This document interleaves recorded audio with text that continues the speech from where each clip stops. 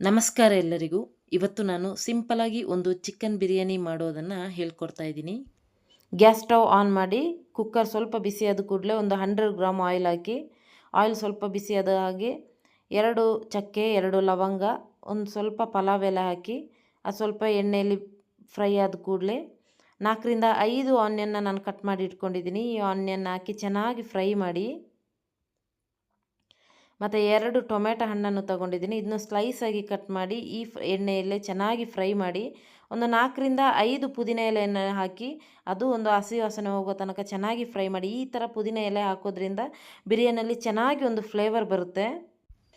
ಇಲ್ಲಿ ನಾನು ಅರ್ಧ kg ಆಗುವಷ್ಟು ಚಿಕನ್ ತಗೊಂಡಿದ್ದೀನಿ. ಚೆನ್ನಾಗಿ ವಾಶ್ ಮಾಡಿರುವಂಥ ಚಿಕನ್ನ ಹಾಗೆ ಹಾಕಿ ಅದು ಎಣ್ಣೆಯಲ್ಲಿ ಚೆನ್ನಾಗಿ ಬೇಯಬೇಕು. ಸ್ವಲ್ಪ ರುಚಿಗೆ ತಕ್ಕಷ್ಟು ಉಪ್ಪು ಹಾಕಿ ಹಾಗೆ ಫ್ರೈ ಮಾಡಿ, ಹಾಗೆ ಅದನ್ನ ಸ್ವಲ್ಪ ಎಣ್ಣೆಯಲ್ಲಿ ಚೆನ್ನಾಗಿ ಫ್ರೈ ಮಾಡಿ, ಚೆನ್ನಾಗಿ ಫ್ರೈ ಮಾಡಿದ ಮೇಲೆ ಸ್ವಲ್ಪ ಅರಶಿನ ಹಾಕಿ ಹಾಗೆ ಫ್ರೈ ಮಾಡಿ, ಹಾಗೆ ಚಿಕನ್ ಅದರಲ್ಲಿ ಚೆನ್ನಾಗಿ ಬೇಯಲಿ, ಒಂದು ಮುಚ್ಚಿಟ್ಬಿಡಿ.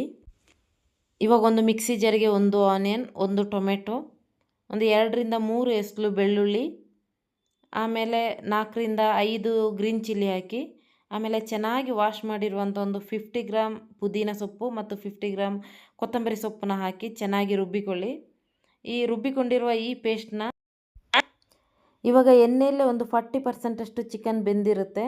ಎಣ್ಣೆಯಲ್ಲಿ ಚೆನ್ನಾಗಿ ಬೆಂದಿರುವ ಚಿಕನ್ಗೆ ನೀವು ಈ ರುಬ್ಬಿರುವಂಥ ಹಸಿ ಮಸಾಲೆಯನ್ನು ಹಾಕಿ ಚೆನ್ನಾಗಿ ಫ್ರೈ ಮಾಡಿ, ಅದರ ಹಸಿ ವಾಸನೆ ಹೋಗೋ ತನಕ ಸ್ವಲ್ಪ ಒಂದು 5 ನಿಮಿಷ ಚೆನ್ನಾಗಿ ಫ್ರೈ ಮಾಡಿ, 1 ಸ್ಪೂನ್ ಕೊತ್ತಂಬರಿ ಪೌಡ್ರ್, 2 ಸ್ಪೂನ್ ಚಿಕನ್ ಪೌಡ್ರ್ ಹಾಕಿ ಚೆನ್ನಾಗಿ ಇಲ್ಲಿ 2 ಗ್ಲಾಸ್ ಆಗೋಷ್ಟು ಅಕ್ಕಿನ ತೊಗೊಂಡಿದ್ದೀನಿ. ಚೆನ್ನಾಗಿ ವಾಶ್ ಮಾಡಿ ಇಟ್ಟುಕೊಂಡಿರೋ ಈ ಅಕ್ಕಿನ ಮಸಾಲೆ ಎಲ್ಲ ಚೆನ್ನಾಗಿ ಫ್ರೈ ಆದಮೇಲೆ ಹಾಕಿ, 1 ಗ್ಲಾಸ್ ಅಕ್ಕಿಗೆ 2 ಗ್ಲಾಸ್ ನೀರು ಥರ 2 ಗ್ಲಾಸ್ ಅಕ್ಕಿಗೆ 4 ಗ್ಲಾಸ್ ನೀರು ಹಾಕಿದ್ದೀನಿ.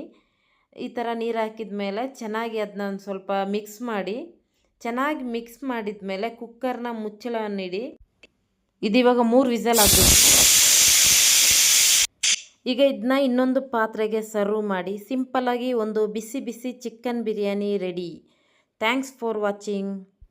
ಈ ವಿಡಿಯೋ ಇಷ್ಟ ಆದಲ್ಲಿ ಲೈಕ್ ಮಾಡಿ, ಕಮೆಂಟ್ ಮಾಡಿ, ಶೇರ್ ಮಾಡಿ, ಸಬ್ಸ್ಕ್ರೈಬ್ ಮಾಡೋದನ್ನು ಮಾತ್ರ ಮರಿಬೇಡಿ. ಮತ್ತೆ ಸಿಗೋಣ ಮುಂದಿನ ಹೊಸ ಸಂಚಿಕೆಯಲ್ಲಿ.